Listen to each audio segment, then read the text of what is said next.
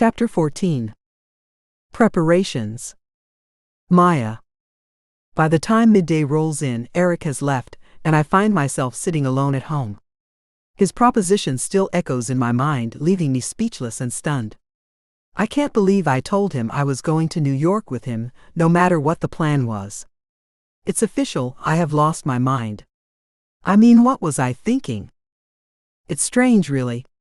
Except for that period in jail, I've never ventured outside of this town. Not even for a vacation.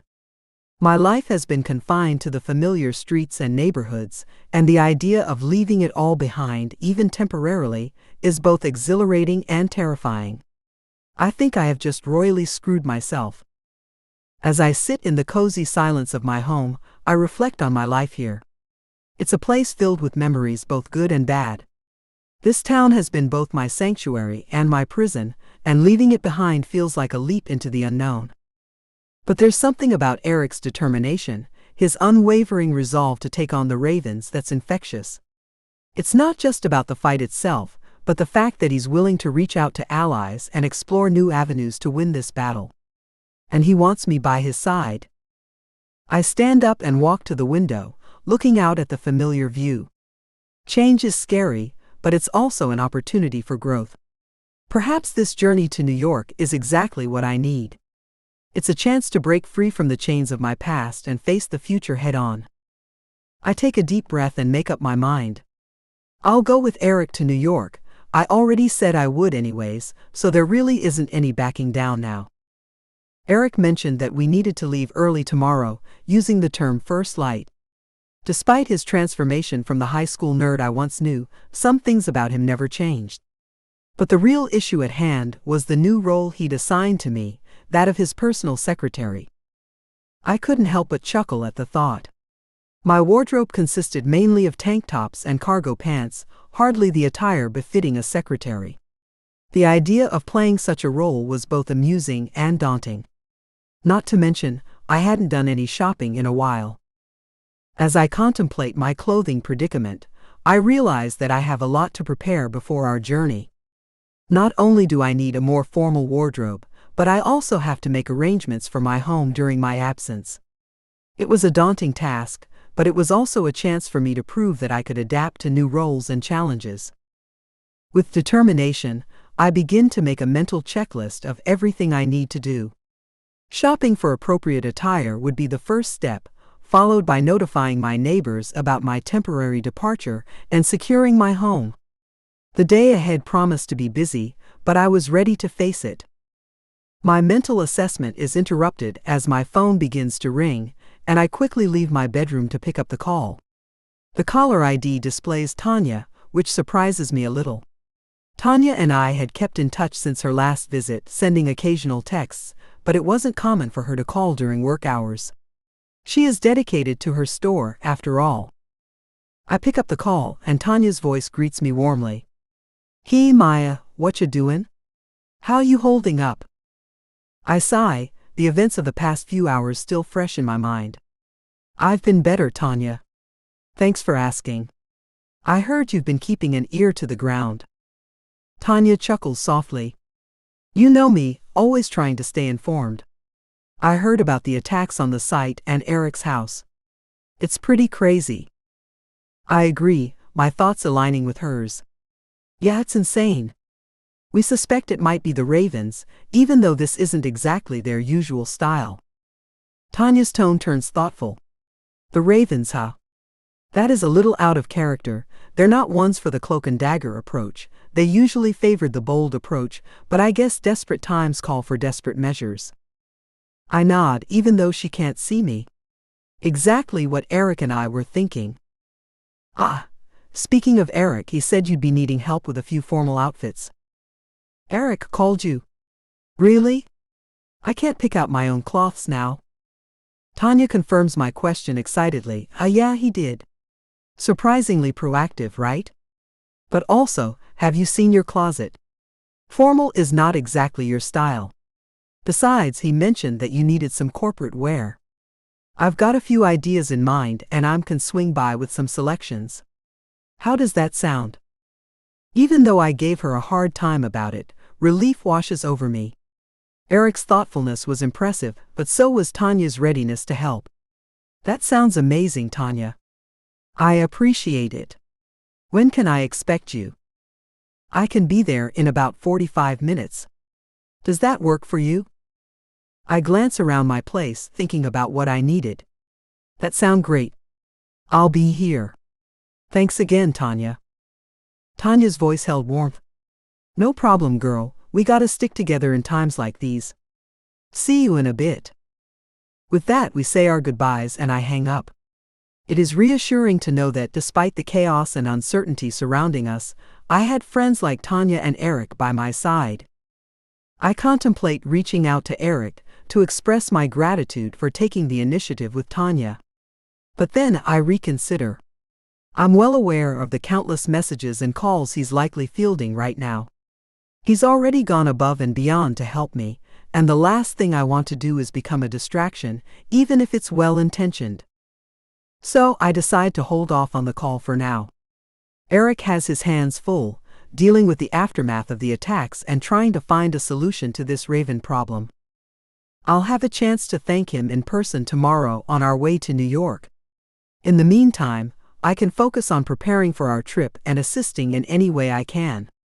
With Sarah out of the picture, I have to help out. 30 minutes later. Tanya's arrival is surprisingly swift, taking less than the promised 45 minutes. Her punctuality surprises me. She's never been known for it, but I guess business matters have improved her time management skills. I open the door to find her with a parcel of clothing in hand. We exchange pleasantries and I offer to help her with the bundle. She seems genuinely excited for me to try on the outfits she's brought. After closing the door behind her, I invite Tanya inside and we make our way to the living room. It's good to see a familiar face in these uncertain times. I offer her something to drink, perhaps coffee or tea to make her feel more at home. As I head to the kitchen, I ask, Tanya, what would you like to drink? Coffee, tea, or something else? She smiles and replies, coffee would be great, thanks. I nod and proceed to prepare some coffee for both of us, hoping that this visit will provide the much-needed wardrobe assistance. As I prepare the coffee, Tanya excitedly lists out the variety of corporate wear she's brought with her. She's always been into fashion and I trust her taste. She mentions 4 different variations, each with its own unique style and flair. She says, Maya, I've got a few options for you. First, there's a classic black pantsuit with a white blouse. It's a timeless look, perfect for important meetings or presentations. Then I've brought a more modern, navy blue dress with a matching blazer. It's sleek and professional but still chic. For a slightly different vibe, there's a gray pencil skirt with a light pink blouse. This combo is elegant and feminine. Lastly, I couldn't resist adding a bold red power suit. It's a statement piece and I think it could make quite an impression. As she talks, Tanya discusses color combinations and themes for each outfit, showing how much thought she's put into this. She continues, I've also considered accessories. For the black suit, a classic white gold necklace would be perfect. With the navy dress, a silver bracelet or earrings could add some sparkle. The gray skirt and pink blouse combo could benefit from some delicate gold jewelry. And for the black pantsuit, I'd suggest statement earrings or a bold pendant necklace. I'm genuinely impressed by her attention to detail. Tanya, you've really thought this through. Thank you so much for your help. These options all sound great and the accessories are a nice touch. It's more than I could have asked for. She grins, of course, Maya. Dressing for success is essential, especially in your new role as Eric's secretary. These outfits should give you the confidence you need. Now let's have that coffee and maybe even a mini fashion show to see how these look on you. Returning to the living room, I find the array of outfits Tanya brought neatly arranged in different corners. It's an impressive selection, but as I glance at them, a wave of self-consciousness washes over me. These clothes are a far cry from the simple attire I've been used to, t-shirts, tank tops, and my trusty Raven jacket. I hesitantly admit to Tanya, Tanya, I really appreciate all this, but I'm feeling a bit self-conscious. I've never worn anything like these outfits before. It's a big change for me. Tanya, always understanding, tries to insist, "Come on, Maya, it'll be fun. We'll just have a little fashion show. You'll see how amazing these clothes make you look and feel." I chuckle nervously. "I promise we'll do that another time. Right now, I've got a lot to prepare for the trip and time is ticking. But thank you so much for your help, Tanya. It means the world to me." She gives me an understanding smile. "All right, but anytime you want that fashion show, just give me a call. Now, I just want you to remember one thing, you're going to rock those outfits and you better send me photos too." I wave away Tanya's suggestions of photographs, my focus solely on the outfits. They all look so nice, and I find it difficult to decide which one to choose. How do I even begin to pick which to keep? Tanya looks at me, a puzzled expression on her face, and asks, "What do you mean pick? Eric has already paid for all of them. I'm just here to deliver them." Her words catch me off guard and I blink in surprise. "Eric paid for all of this? Why?" I ask, somewhat incredulous. I knew he was well off, but the amount of generosity he's shown truly surprises me. Tanya nods and says, "Yep, he did. When he called and said you needed some professional attire, I thought it was just a few pieces. But when I saw the list of things he wanted me to get, and the amount on the check, I was blown away. I knew he was well off, but the budget he gave me blew my mind." I nod wistfully. It wasn't hard to imagine, he was a far cry from the scared skinny kid from way back when. Tanya's smile turns predatory, and she starts inquiring about the status of Eric and my relationship. "So you and Eric, I'm sensing there's a story here I'm not privy to." My brain takes a solid 5 seconds to put together what Tanya is insinuating, and I'm at a loss for words. I can feel myself blushing as I try to respond. "Oh, it's Eric, for Pete's sake, Tanya, we're just friends," I stammer, my words failing me as I fumble over them.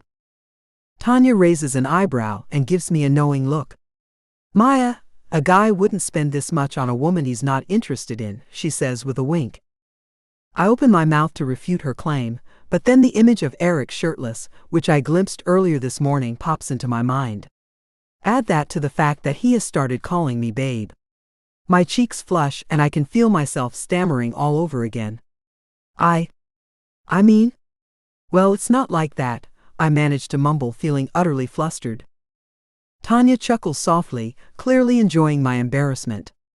"Maya, trust me, I haven't even seen the signs, but I can already tell there's more to this friendship than meets the eye." I sigh, feeling a mixture of frustration and embarrassment. I haven't even considered the possibility of something more with Eric, and given our current circumstances and everything that's been happening, it's not exactly at the forefront of my mind. Tanya leans closer and lowers her voice conspiratorially. "Just think about it, Maya. Sometimes the best relationships start as friendships." Her words leave me with a lot to ponder as we continue sorting through the outfits. The thought of exploring a deeper connection with Eric lingers in my mind, and I can't help but wonder if it could even be a possibility. Tanya nods, her expression warm. "All right, Maya, that's enough dallying. Let's get back to these outfits. We'll find the perfect combinations for your trip."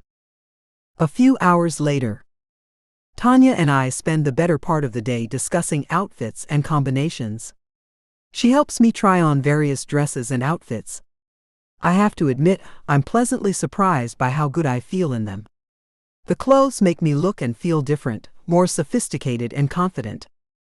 I eventually cave in and model a few of the outfits for Tanya, much to her excitement.